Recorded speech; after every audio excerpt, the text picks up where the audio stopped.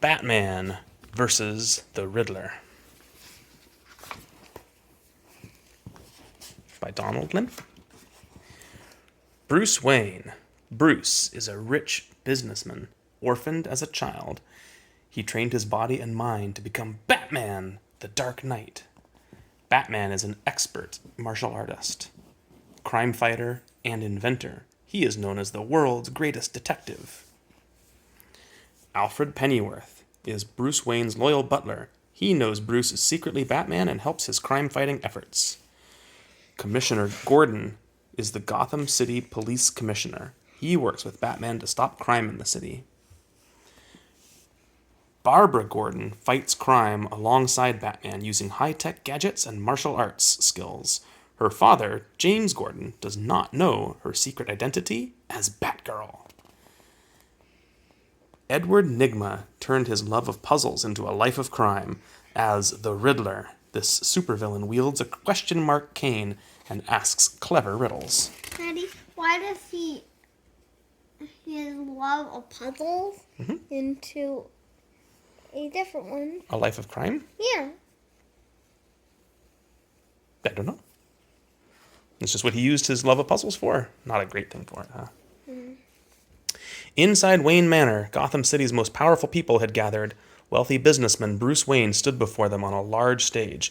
"Welcome, everyone," Bruce said. "Tonight, I honor one of our finest, Police Commissioner James Gordon."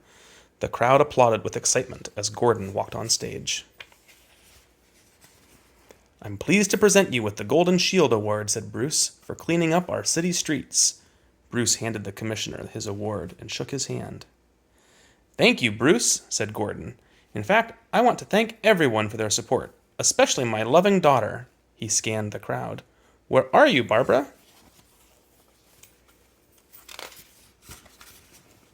"Is that a riddle?" asked a voice.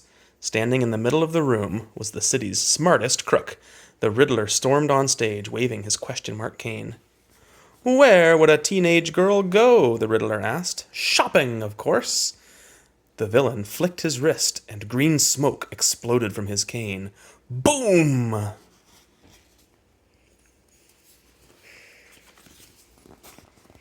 Seconds later, the smoke was gone, along with Gordon and the Riddler. As the other guests fled to the exits, Bruce approached his butler, who knew his secret identity. "Prepare the Batmobile," said Bruce. "Have you already solved the clue, sir?" asked Alfred. "Of course," Bruce replied. "The best place to shop is where you'll find the most sales." Soon, the Dark Knight arrived at Gotham Harbor in the Batmobile. Dozens of sailboats rocked up and down on the wavy river. Batman walked along the docks, searching for another clue. Suddenly, he spotted a white sail flapping against the stormy sky. On it, the Riddler had written a second message in bold letters. "Where do fish keep their loot?" I don't know. What is even loot? Money. "That riddle's easy," said Batman. "Fish would keep money in the riverbank." The Dark Knight climbed down to the edge of the Gotham River. There was the third clue of the night. "The more you take," it read, "the more you leave behind." "Footprints!" Batman exclaimed. Batman followed the trail of footprints to a large drain pipe.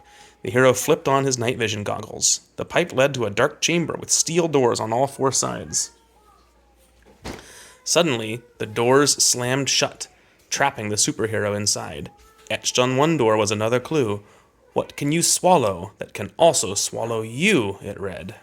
Water. "Water!" the Dark Knight grumbled. The ankle-deep muck started rising. It quickly reached the hero's neck, threatening to swallow him up. Why? Why was the water swallowing him? That's just what you say when water is coming up and up and up and up over you. It's swallowing you up. Just then, another steel door opened. The water rushed out of the chamber.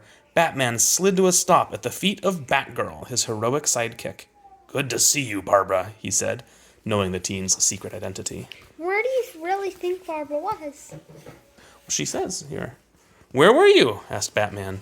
"I left the party for a moment," Batgirl replied. "When I came back, everyone was gone, so I tracked my father's phone." Batgirl spun on her heels. At her feet, a dark pit dropped deep into the earth.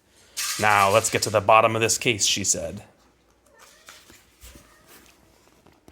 Batgirl grabbed the grapple gun from her utility belt. She fired the gun's metal hook into the concrete ceiling. Then she swung over the pit and began lowering herself down. The dark night followed. As the heroes neared the bottom, a voice echoed in the darkness. "Well, well," said the Riddler. "Batman's got brains after all." The Riddler stood in the water at the bottom of the pit.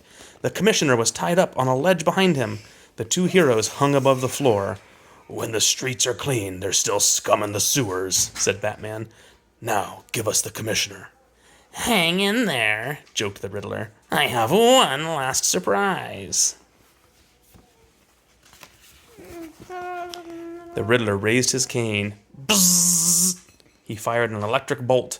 Batman and Batgirl both swung to the side to avoid the blast. The bolt struck the water below their feet. Electricity jolted everything on the ground, including the Riddler. The villain passed out on the floor. What does that mean? He fell asleep. The electricity made him fall asleep. But where was the floor? He was standing in just shallow water. See?